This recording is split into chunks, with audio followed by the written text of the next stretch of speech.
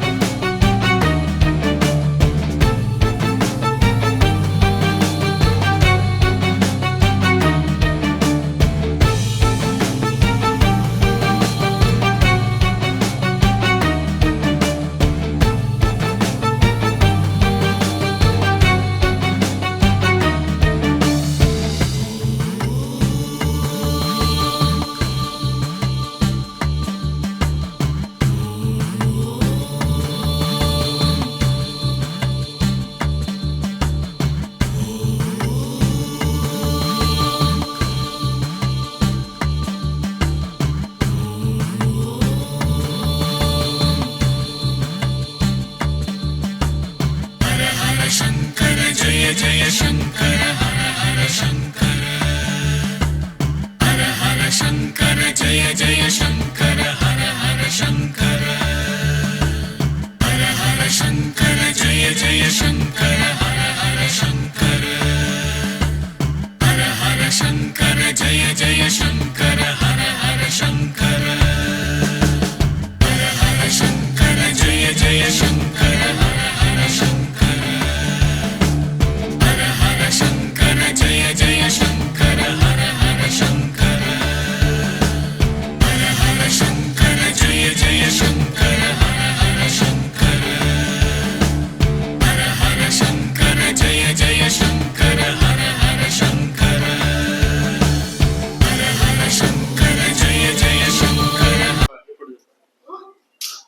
ಶಿವ ಶಿವ ಸ್ನಾನದಲ್ಲಿ ಸಿದ್ಧರಮನೆಯಲ್ಲಿ ನೇಮದ ಪೂಜೆಗಂಡು ನಿತ್ಯ ಪೂಜೆಗಂಡು ತಂದೆ ಜಡೆಮಲ್ಲ ನಿನ್ನಪ್ಪಣೆ ಆಗಲಪ್ಪ ಶಿವ 7 ಕೋಟಿ సర్వే జన సుఖినో భవంతం. ఇప్పుడు మనకి ఫస్ట్లన కోశీలన బీరప్ప గుడి లేదు. అప్పట్లన దొరలు ఈ పెద్దలు ఈ కోశీలని పెద్దలు అంటే దొరలే. ఆ టైంలోన మూడు నెలలు వర్షాలు పోయినవి. వర్షాలు పోయింటే మన బీరప్ప పూజారులు దొరలకి పరిచయం ఎక్కువ ఉంటే దొరల దగ్గర కూర్చునేది లేచేది వాళ్ళ దగ్గర ఎక్కువ ఉండ్రి. దొర మాకి అన్ని రకాల బీరప్ప గుడికి కట్టుకునేదానికి డబ్బులు లేవు, బీరప్ప గుడికి జాగలేదు, మీరే ఇయ్యాలా పెద్దలు, మీరే ఇయ్యాలని దొరల్ని మన పూజారి అడిగినాడు. సర్లే మీరు అప్పట్లోన కంబడి ఇసిరితే పూజారులు వర్షం వస్తుందని చాలా మంది చెప్తుండారు. కంబడి ఇసిరితే వర్షం వస్తుంది అంటారు. ఇప్పుడు 3 నెలలు వర్షం పోయింది కదా, మళ్ళీ ఇప్పుడు కంబడి ఇసిరి తెప్పిస్తారో మీరు ఎట్లా తెప్పిస్తారో మీరు వర్షం తెప్పియండి. వర్షం తెప్పించిన తర్వాత మేము చూసి మీకు ఏమి ఇవ్వాలో ఇస్తాం మీ దేవునికి అని పెద్దలు దూరాలు చెప్పినారు. సర్లే దూరం అట్లయితే ఈరోజు మేము మా స్వామి దగ్గర పోయి చెప్పి నీకు ఏ మాట రేపు వచ్చి చెప్తామని వచ్చినారు. అందునల్లి వచ్చి గుడిలోన కంబడి వేసుకుని పండుకున్నాడు పూజారి. కంబడి వేసుకుని పండుకొని ఆలోచించినాడు.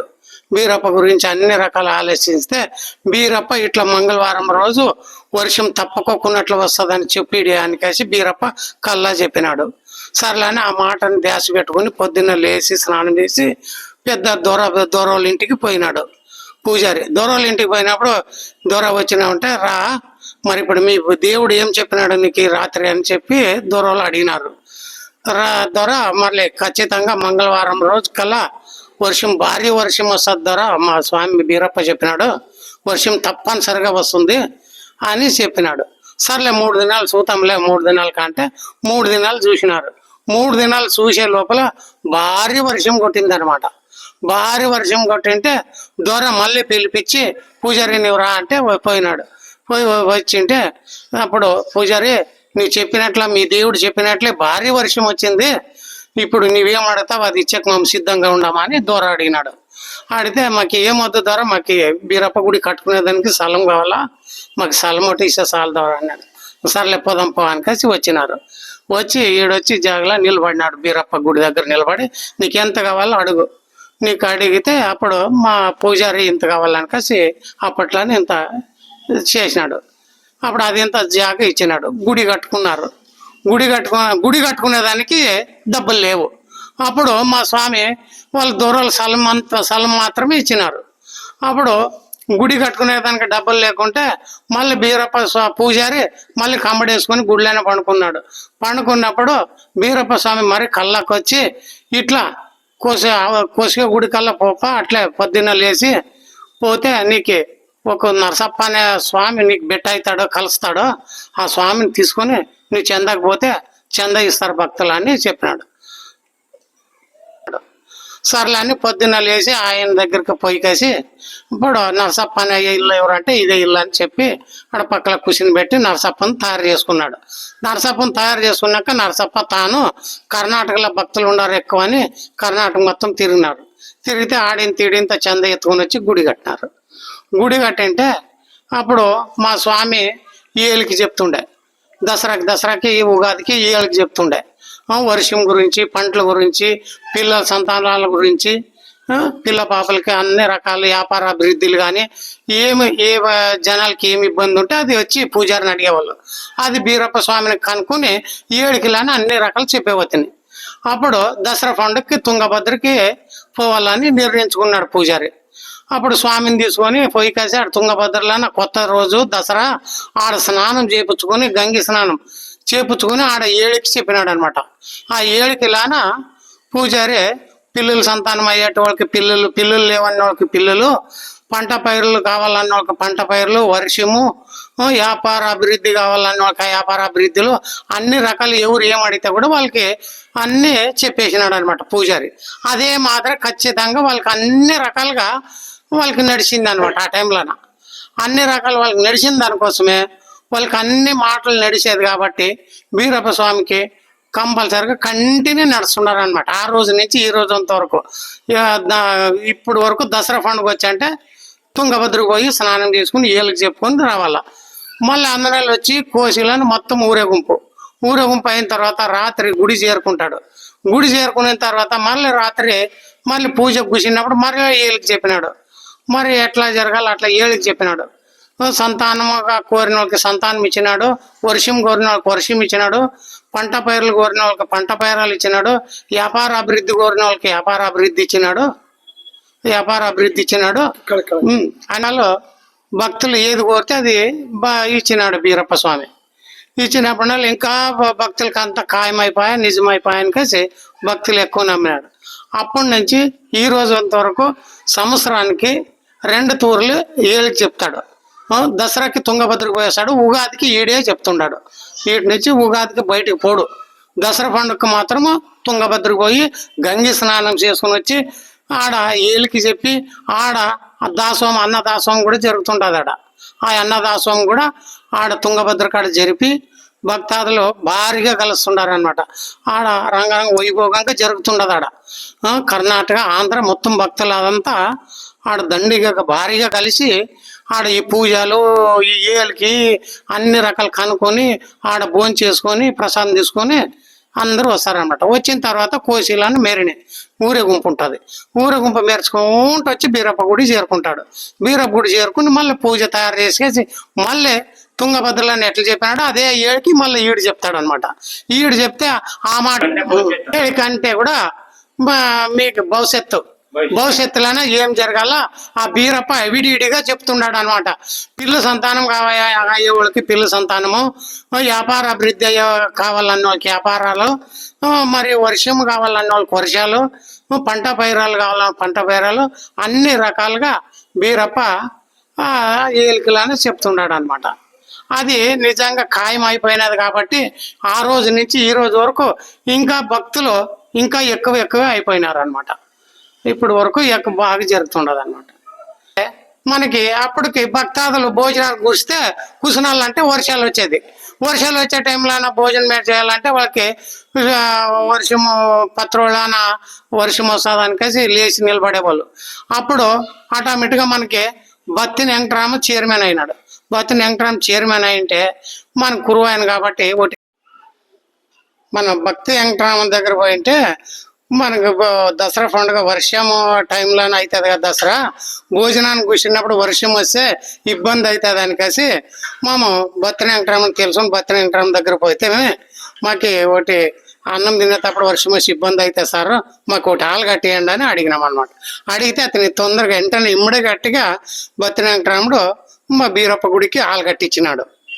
ఆలు కట్టించి మాకే అన్ని రకాలు అతను సహకారం చేసినాడు.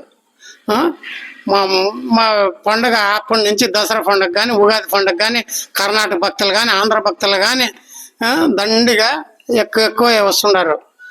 ప్రతి సంవత్సరము ఏలికి చెప్తాము. ప్రతి సంవత్సరం బీరప్ప స్వామి గురించి ఏలికి పిల్ల పాపలది, పంట పైరలది, వ్యాపార అభివృద్ధి, వర్షము, పంటలది అన్ని రకాలు ఏలికలన భక్తాదులు కనుక్కొని ఈ మాట నిజం అయిన దానికోసమే భక్తులు ఇంకా సంవత్సరం కంట ఎక్కువైపోయినారు అనమాట. ఎక్కువైపోయినారు. ఇప్పుడు నేను చెప్పేది పూజారి మల్లయ్య. అదే నా పేరు ఈరಣ್ణ. మేము కడల గోవిందం అంటే గోవిందం మానుడు. నేను మా తాత కాలం నుంచి ఈ గుడికి మొత్తం సహకరించినారు, ఎందుకంటే సేవ చేసినారు. ఎప్పుడు 1936 నుంచి వాళ్ళు ఎప్పటికే గుడికి ఎంత సేవ చేసినారు. మేము కూడా ఎప్పటికే సేవ చేసుకుంటూ మేము కూడా వచ్చినాం. మేము కూడా సేవ్ చేసుకుంటూ వచ్చినాము. ఇప్పుడు ఆ స్వామి వల్ల ఏమైందంటే కొంత పిల్లి కూడా కాలేదు మా ఎవరికి. 5 మంది చనిపోయినారు. చనిపోతే కూడా ఏం స్వామి ఇక్కడ పిల్లంతా చనిపోయినారు, అసలు నాకు పిల్లలు దక్కడం లేదంటే, చూడమ్మా ఇప్పుడు నుంచి శంకరమని పెడితే ఇక్కడ పుట్టిన పిల్లలు అందరూ దక్కుతాయి, అందరూ ఆగుతాయి అని దేవుని నమ్ముకొని వేసి బండారా అంటించి ఆమె ఊడిలో కాయ కొరపలు అంతా మరి పండ్లు అంతా నింపి అంత చేస్తే ఆశీర్వదిస్తే పేరు కూడా చెప్పినాడు శంకరమని. ఆ రోజు నుంచి 7 మంది మా అత్త శంకరమ్మ, మా చిన్నాయన, మా పెద్ద ఆయన వాళ్ళు 6 మంది వాళ్ళందరూ ఉన్నారు. అందరూ జరిగింది ఫస్ట్లో. అది అయిన తర్వాత ఈయన 2002 నుంచి మన స్వామి 2000 నుంచి వీళ్ళు 30 మంది 50 మంది ఉంటారు, అంతా పూజ అన్నదమ్ములు. ఈయన తర్వాత 2000 నుంచి ఇక్కడ కంపౌండ్ సరిగలేదు, ఇక్కడ గుళ్ళో పంది వస్తుండే, ఇక్కడ అంతా గేట్లు అంతా చాలా ఇబ్బంది ఉండే, భక్తులు పెట్టడానికి చాలా ఇబ్బంది ఉండేదరికి నేను కూడా చూడు స్వామి ఏదో ఒకటి ముందుకు వచ్చి చేయాలా, వాళ్ళు ఎందుకంటే ₹2 చూసుకున్న పెద్ద మనుషులు ఎక్కువ ఆశించేవాళ్ళు కాదు, నీ తరపు నుంచి కొద్దిగా అభివృద్ధి జరుగుతుంది అని నేను చాలా ఒత్తిడి చేసిన. 4-5 మంది అట్లా భక్తులు కలిసి ఈయన 2000 నుంచి స్టార్టింగ్ చేసినారు. అప్పుడు టాప్ కారుతుండే, గుడి అంతా చిన్నగా అంతా కారిపోతుండే, మొత్తం బండ్లు వేసుకుంటారు, అంత నల్ల బండ్లు, చాలా మోటార్ బండ్లు, అసలు చాలా ఇబ్బందిగా ఉండే. ఆ బండ్లు ఉన్నప్పుడు కూడా మళ్ళా బార్డర్స్ అని మా కురవ సోమన్ అని వాళ్ళు ఇద్దరు కలిసి నా బండ్లు ఇక్కడ పాలిస్ బండ్లు వేసినారు. అప్పటి నుంచి ఒకటి స్టార్టింగ్. ఇంకా ఈ కోశీలు ఇక్కడ మైక్ కూడా లేదు, గుడికి అన్ని గుడికి మైకులు ఉన్నాయి, మన కోశి బీరపుడికి మైక్ లేదు. అప్పుడు ఏం చేసినారు వీళ్ళు అంతా ఇక్కడ ఉన్నంత స్నేహితులంతా కలిసి మన బీరస్వామికి మైకులు తీసుకొస్తామని అంతా చందేసుకొని మైకులు పెట్టినారు ఇక్కడ. ఎందుకంటే పాటలు వినేదానికి అన్ని గుళ్ళకి మైక్ ఉండే, మన గుడికి లేదు. అప్పుడు మైక్ కూడా తెప్పించినారు, అంత సహకరించినారు. తర్వాత ఒక్కోటి ఇక్కడ కూర్చోదానికి నీడ లేదు, వర్షం వస్తే చేతిలో అన్నం పెట్టుకొని నీళ్లు ఎప్పటికప్పుడు వర్షాకాలం 2-3 రోజులు 1 వారం వరకు వర్షాలు అంటుకుంటుండే. ఎప్పుడు దసరాప్పుడు అప్పుడు భక్తి వెంకటం దగ్గర పోతే ఏం సార్ ఇట్లంటే మళ్ళీ అది ఏదో చూస్తానని చెప్పి మన ఈయన ఎవరు వెంకటేష్ అని మన ఈయన వెంకటేష్, ఆ వెంకటేష్ ఫోన్ చేసి మాట్లాడి ఫస్ట్ మన బీరపూడి దగ్గర ఎంత ఎడలిపి ఎంత పొడుగు ఉండదు ఫస్ట్ చూసుకుని మా ఎదురుగా మాట్లాడి ఇక్కడ పంపించినాడు. ఎవరు ఇంజనీర్ మీరు వస్తే అప్పుడు 2003లో అది. అప్పుడు 2005కి అంతా ఓపెన్ అయిపోయింది ఇది. మాకు కూడా పెద్ద గౌరవం ఇచ్చి చాలా సహకరించినారు. ఆయన ఎక్కడ ఫెయిల్ చేయకునేట్లా ఒక్కొక్కటి కంపౌండ్ కట్టించినాము. రైతుల మీద అంతా చంద చెప్పి మరి ఒకటి కింద కూడా కూర్చోడానికి అంతా మట్టి అంతా చాలా ఇది ఉండే, అదంతా జరిగింది. మళ్ళీ కార్యక్రమాలు కూడా ఇక్కడ గడస్కంభం లేదు, ఇక్కడ గడస్కంభం జరిగింది. అన్నీ ఒక్కొక్కటి 2020 వరకు, 2000 నుంచి 2025 వరకు ఈయన కార్యక్రమాలు అంతా ఈయన తరఫు నుంచి అన్ని విధంగా అన్ని జరిగినాయి. ఒక్కొక్కటి ఏం చేయాలంటే చేసినాయి. 2011లో పాలికలు మనం కలలా ఎప్పుడు మన పెద్దలు కూడా కలపలేరు, మేము కూడా ఇప్పుడు పాలికలు కలిపి ఏదో కార్యక్రమం ఇద్దరం చేయాలి మన గుడి దగ్గర. ఆ రోజు ఉప్పరాకి వెళ్ళినాడు దేవుడు, కుమ్మలూరు బీరప్ప దేవుడు, మన జడిమల్లప్ప, అక్కడ ఉప్పరదప్పని 3 ఉప్పరాలు వెళ్ళినారు, 3 దేవుళ్ళు. అక్కడ వెళ్తే ఇంటికాడ పల్లె కూర్చోబెట్టి కార్యక్రమం జరిపించారు. 8 కార్యక్రమం చేసినారు వాళ్ళు 8 సంవత్సరాలు వరుసగా. ఎప్పుడు 1933, 1936 చేసినారు వాళ్ళు. వీళ్ళు మన గుడి దగ్గర ఎందుకు చేయకూడదని ఫస్ట్ స్టార్టింగ్ పెట్టినాడు. అప్పుడు 2011లో 3 పల్లెక్కలు, ఉప్పరదప్ప, కుమ్మూరప్ప, మన కోచి జడిమల్ల 3 పల్లెకలు పట్లు 2011లో. 2023లో 9 పల్లెక్కలు, 9 పల్లెక కార్యక్రమం చేసిన తర్వాత మళ్ళీ 2005లో మళ్ళీ 7 పల్లెక్కలు. ఉప్పరదప్ప, కుమ్మూరప్ప, మన కోచి జడిమల్లప్ప, మరి పోత్నాడు, మలకల్దిన్ని, కౌతాళం, మానకుర్తి, కుప్పగల్లో, హాస్పిటల్ సూగరప్ప, వీళ్ళందరూ కలిసి విచిత్రంగా 2023లో మళ్ళా 9 పల్లెక్కలు, 2025లో 7 పల్లెక్కలు. అదేవిధంగా ఇవన్నీ ఊరు చెప్పినా కానీ ఇదే విధంగా అందరూ కలిసినారు. ఎక్కువ పల్లెక్క కలలేదు, మేము కూడా 7 పల్లెక్కలతోనే కార్యక్రమం చేసినాము. మొన్నటి వరకు జరిగినామంతా భోజనం కానీ ఏదైనా కానీ జనం కూడా చాలా పెరిగినారు. రోజుకి కార్యక్రమాలు కూడా 3 కార్యక్రమాలు జరుగుతున్నాయి. మన పూజారి జడిమల్లయ్య ఆశ్రమంతో ప్రతి ఒక్క కార్యక్రమాలు ఆయన చేతి మీద చాలా కార్యక్రమం జరిగినవి. జనం కూడా చాలా పెరుగుతున్నాయి. సంవత్సరానికి 3 తూర్ల కార్యక్రమం జరుగుతున్నాయి. ఇక్కడ శ్రీశైలికే పోయే మాలు ఇక్కడ వేస్తున్నారు, చాలా మంది ఉంటున్నారు. మళ్ళీ ఇక్కడ నెల మన దేవుడు గుళ్ళో కూర్చున్నాడు. ఇప్పుడు మన్నా నుంచి కార్తీక మాసం లాస్ట్ పూజ అయిన తర్వాత లోపల మటన్ ముద్ద పోతాడు. ఒక నెల, మళ్ళీ ఉగాదికి ఒక తురి, దసరాకి ఒక తురి, 3 తూర్ల కార్యక్రమం జరుగుతుంది. చాలా పెద్ద కార్యక్రమం జరుగుతుంది. జనం కూడా చాలా ఎక్కువ జనం వస్తున్నారు. ఎందుకంటే వీళ్ళతో ఆస్తి లేదు, ఏం లేదు, వీళ్ళకి భూమి లేదు అసలు. అయితే కూడా 1 ఎకరా అర్థం ఉన్న వాళ్ళు ఉండదు, లేని వాళ్ళు లేదు. చాలా ఇబ్బంది. సొంతంగా ఏదో ఖర్చు పెట్టి మన దేవుని మాత్రం మేము కురువులు అయినాము కదా, ఏదో ఆలమత కురుమళ్ళు మేము అన్నయ్య చేయకూడదు. ఎంత భక్తులు వస్తే కూడా దుడుచుకొని వచ్చి వాళ్ళు దుడిచి వాళ్ళ కార్యక్రమం భోజనాలు పెట్టి అన్నశానం కానీ భోజనాలు ఏదో పెట్టి వాళ్ళ గౌరవంగా భక్తుల మీద కాపాడుకుంటూ వచ్చినారు. మన కోశలో ఎక్కడ కర్ణాటక భక్తులు చాలా ఎక్కువ ఉన్నారు. మన ఆంధ్ర కోశలు కూడా చాలా సహకరించినారు. ఇంత పెద్దూరులో కూడా మన వాళ్ళ అశ్రమత్తులు మన కురుబడి ఉంటే కూడా మన ఇతర కుల నాయకులు కోశలు 15,000 మంది నాయకులు ఉంటే కూడా మన దేవుని మీద చాలా అభిమానం ఉన్నారు. చాలా ఇంటింటి కాయ మొక్కి కాయ కొడుతున్నారు. వాళ్ళు చాలా పేరు తెచ్చుకొని చాలా విజయంగా జరుగుతున్నది. అసలు ఆ దేవుని దయంగా అంత శక్తివంతుడు, అంత బలవంతుడు. ఆ మల్లయాసనంతో పూజారి కూడా అటువంటి పూజారి కూడా మనకి చాలా సహకరించి దొరికినాడు. కంప్యూటర్ ఏ కార్యక్రమం చేయాలని ఆ మనసుతో ఉంది. అందరూ భక్తులు కూడా చాలా పెరిగిపోయినారు. ఇంటికి తీపిచ్చేది కానీ కార్యక్రమం చేయలే కానీ రోజు మళ్ళీ అమావాస్యకి కార్యక్రమాలు, మళ్ళా ఇది ఆదివారం కార్యక్రమాలు అంతా చాలా విజయంగా చేస్తున్నారు సార్.